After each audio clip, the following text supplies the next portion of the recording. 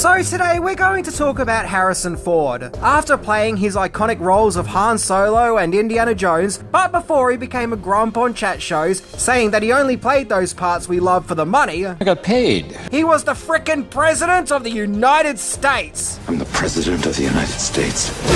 Be that the President of the United States, if he was a cheesy 90s Hollywoodized action hero, which in this case, he is. And I love it. This political action movie from 1997 explores a what-if scenario where the president's plane, Air Force One, gets taken over by terrorists led by Gary Oldman, whom have their requests and demands, and will do whatever ruthless actions it takes to get them. Where the president says to hell with taking this lying down as he goes to war with these villainous foes in order to take back his plane. Well, if that doesn't get him re-elected, I don't know what will. Get off my plane. Howdy, I'm a cowboy. And today we're looking into 10 things that you didn't know about Air Force One. Now usually I like to keep Harrison Ford and aeroplanes as far away from each other as possible, especially if there's a golf course around. But today I'll make an exception, as this movie kicks ass. So let's check it out. By the way, did I mention I'm a cowboy?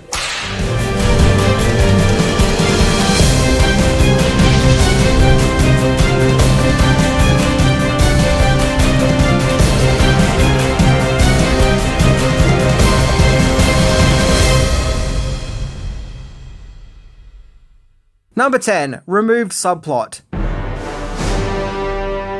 Air Force One was the brainchild of Andrew W. Marlowe, who would go on to write the scripts for End of Days and Hollow Man, all films I find to be a lot of fun. He would also go on to helm the TV shows Castle and The Equalizer. However, according to Wikipedia, quiz show and Donnie Brasco writer Paul Attanasio was hired as a script doctor in order to make rewrites before filming, where several changes to the script were made. The biggest involved the character Agent Gibbs, where the original script revealed the reason that he became a mole, in which it's explained that his career went kaput after the Cold War, and thus because of this he wanted revenge on the US government, and knew the terrorists in question from his CIA days. But it was felt that it would take up too much time to try and explain all this, so his backstory was simply removed. Also, the revelation that Gibbs is the mole was meant to be revealed quite early on in the movie, but it was decided to scrap that and save the reveal till the end in order to keep some suspense. Number 9. Tour of the real Air Force One. German director Wolfgang Petersen was hired as Air Force One's director. He is probably best known for directing Das Boot and one of my favourite childhood movies, The Never-Ending Story. Now, of course, the movie wasn't actually filmed on board Air Force One. There is no way in any dimension that would be allowed to happen. But in order to get an idea of what Air Force One looks like, members of the cast and crew actually got to take a tour on board the actual Air Force One, so they can take notes and recreate it. Now, there are some claims that the tour took place thanks to a phone call Harrison Ford made to Bill Clinton, as they were friends. It is also said that the real-life tour led to the creation of the subplot of the terrorists disguising themselves as journalists in order to scope out the plane. As for the outside of the plane, the crew hired a plane that looked similar and repainted it to look like Air Force One. That's of course when the plane wasn't awkward 90s CGI effects. When the mock-up Air Force One was at an airport, onlookers actually thought that it was the real Air Force One, and some were even shocked to see it had bullet holes. And contrary to popular belief, unlike the movie, the real Air Force One doesn't have an escape pod. And yes, as several trivia pages about Air Force One have pointed out, director Wolfgang Petersen has actually directed several movies with the main action taking place in transport vessels, including Air Force One, of course, as well as the as-mentioned Das Boot, and The Perfect Storm, and finally Poseidon. Number 8. Original choice for president. So the big question is, who could play the president in Air Force One? James Marshall. Who could be the leader of the free world in this die-hard action movie lens? Well, the original choice was Kevin Costner, but he turned it down. So sadly, no President Costner that day. Supposedly, Gene Hackman was offered the role, but he didn't like the script. Harrison Ford was then offered the job, and he took it. So he was elected president for this movie. Interestingly, Ford was going to work with director Wolfgang Petersen a few years earlier to star as the main lead in Outbreak, but he dropped out and was replaced by Dustin Hoffman. So maybe after his brief time in the Outbreak production, Ford actually did really want to work with Petersen, and so now he was. Number 7. No Tears for Glenn Close. According to MoviePhone.com, Glenn Close was a late addition to the casting, at the request of Harrison Ford himself, where she was cast as Vice President Catherine Bennett. The funny thing is, she played the First Lady 1 year earlier in Mars Attacks, but that was done for laughs. Close even added her own input to the part, as originally there was meant to be a scene where she breaks down and starts crying. Close didn't want this scene, and persuaded for the scene to be removed. I guess she was going for more of a stern, focused approach to her character, and not one who breaks down into a blubbering mess. As mentioned, Gary Oldman plays the movie's big bad, Ivan Korshunov. Now, he had 2 movies to choose from at that time, one being Air Force One, the other being Speed 2 Cruise Control. He chose Air Force One. Yeah, he chose wisely. And apparently he had an absolute ball making this movie. He was always getting up to all kinds of goofs and shenanigans when the cameras weren't filming, where Oldman referred to the experience as Air Force fun. Well, I guess hanging out with the guy who's constantly asking Peter Parker for rent would make you go a little crazy. Number 6. The Air Force One Redemption. Several different locations were used for filming Air Force One. The palace we see at the start of the movie, where General Radek was captured, was filmed in 2 places in Ohio, those being Severance Hall and a county courthouse, as well as other locations in Los Angeles, including LA International Airport, Florida, and the Channel Islands. Scenes set in the Russian prison were filmed at Ohio State Reformatory, a decommissioned prison, which is also the same location where The Shawshank Redemption was filmed, and a National Base Guard in Ohio also doubled for the German Air Base. So yeah, pretty much most of the film was shot in Ohio. Some Air Force jets were actually used for filming, but in order to get the okay, the script had to be sent to the military for approval. Well, I guess they didn't want to be portrayed in a negative or silly light. By the way, did I mention I'm a cowboy? Number 5, a music switcheroo. So when it came to scoring Air Force One, music composer Randy Newman, as in the guy who sang "You Got a Friend in Me," was hired to the task, and got to work he did. However, not everyone was happy, namely the movie's director, Wolfgang Petersen. He felt that the score Newman was providing was comical, sounding more like a parody of the president kicking ass in action, rather than a serious affair. Look, at the time he was scoring playful family comedy movies, like Toy Story, James and the Giant Peach, and Michael. Maybe it's tricky to shake off that jovial tone and go into straight up action, which is understandable. So he was replaced with the legendary Jerry Goldsmith, and wow, what an awesome score. Of course, with the hiring of Goldsmith, you're going to get a score that sounds the business, one of top quality, where he provides a spectacular score that sounds patriotic, but also action-packed too. And yeah, 1997 was a busy year for Goldsmith, as also that year he scored Fierce Creatures, LA Confidential, and The Edge.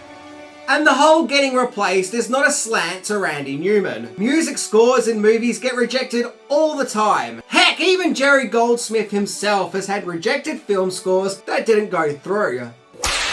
Number 4, Harrison Ford and Gary Oldman actually beat the crap out of each other. Yeah, believe it or not, but in Ford and Oldman's scenes where they were engaging in good old-fashioned fisticuffs, they were actually really hitting each other. Apparently when it came to film the tussle, Ford told Oldman to hit him for real. So he did. According to IMDb, once Petersen yelled cut, Oldman evaluated the situation with what was going on, where he said, quote, "I can't believe I'm beating up Han Solo," to which the set burst out laughing. Well, yeah, I mean, imagine you show up to work one day to find out that your job criteria of that day is to beat up Harrison frickin' Ford. On a side note, Oldman used his fee from Air Force One to direct his passion project at that time, Nil by Mouth. Number 3, Novelization. It feels like it was just yesterday when I said having a movie novelization accompanying a movie's release is kind of a lost art. In fact, it was yesterday when I made my Broken Arrow episode. So there was an Air Force One novelization too, which was written by author Max Allan Collins, who is probably best known for writing Dick Tracy comic strips. The novel goes more into the background and psychology of President James Marshall, with it being explained that his smile is his #1 weapon in public relations. Marshall is also described as being like Bill Clinton. Now I love the Wikipedia description where it said, quote, minus the womanizing reputation, and without hint of a personal or professional scandal, unquote. In other words, a president that's not going to have an issue with a stain on someone's dress. Okay, that's just a joke. It's just a joke. After all, who are we if we can't laugh, eh?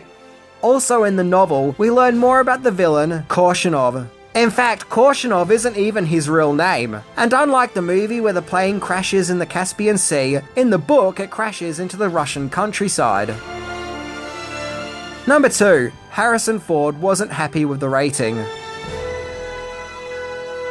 So when Air Force One was submitted to the MPAA, it was hit with an R rating, and apparently Harrison Ford wasn't too happy about this, probably thanks to the theory that PG-13 movies perform better in the box office thanks to being a broadened family audience rating. So Ford went to the MPAA in order to try and get Air Force One's rating reduced to a PG-13. The reason he did this is because a few years earlier, when Clear and Present Danger was released, that too was originally hit with an R rating, and Ford was able to convince them to bring that movie down to a PG-13. However, Ford wasn't so lucky this time. Nope, the MPAA stuck to their guns and maintained Air Force One's R rating. But I don't know what the problem is. R-rated movies are awesome. All the best movies are rated R. In fact, Air Force One wasn't the only R-rated action movie that was released in 1997 about an airplane gone astray thanks to bad guys running amok. The other, of course, being Con Air. And that movie was awesome too. Number 1. 5th highest grossing movie of 1997. So Air Force One was released in July 1997, and it had the highest opening for an R-rated movie at that time, knocking Interview with the Vampire off that mantle, and would keep this record till 3 years later when Scary Movie was released. There you go, Harrison Ford. See, there's nothing wrong with an R rating. And it was the highest opening for a Harrison Ford movie since Indiana Jones and the Last Crusade. Upon its release, it made it to the #1 spot in the box office, even beating Men in Black, and all up it would make just over $315 million on its $85 million budget, with Air Force One becoming the 5th highest grossing movie of 1997. And if its achievements couldn't get any better, Air Force One was nominated for 2 Academy Awards. So clearly back in its time, Air Force One was kind of big business. So why has it become somewhat a forgotten movie that not too many people talk about much these days? Well, my theory is because the world has changed. I think in the post-9/11 world, Hollywood has become skeptical of plots like terrorists hijacking airplanes, in a world where that might now seem inappropriate, especially when presented in a way that's meant to be fun popcorn entertainment designed to make the audience cheer. In fact, according to IMDb, Wolfgang Peterson said that if Air Force One was made after 9/11, he wouldn't have directed it. So I think the world is now more cynical, where we're not exactly going to be seeing the President of the United States going on a Die Hard styled action romp to defeat terrorists, or at least presented in a way to make us cheer while we gobble down popcorn and drink soda. But you know what? It's a product of its time. The 90s. Only in the 90s could we see the president fighting aliens and save an airplane from baddies. But I actually really love the movie for that. It is really enjoyable, and because it is so out of the norm these days, just adds to its appeal. It's just a fun action popcorn film for its time, an action spectacle designed to give us thrills and spills. Think about it, you have Harrison Ford as the president in a kick-ass action movie. Yeah, I'll definitely vote for that.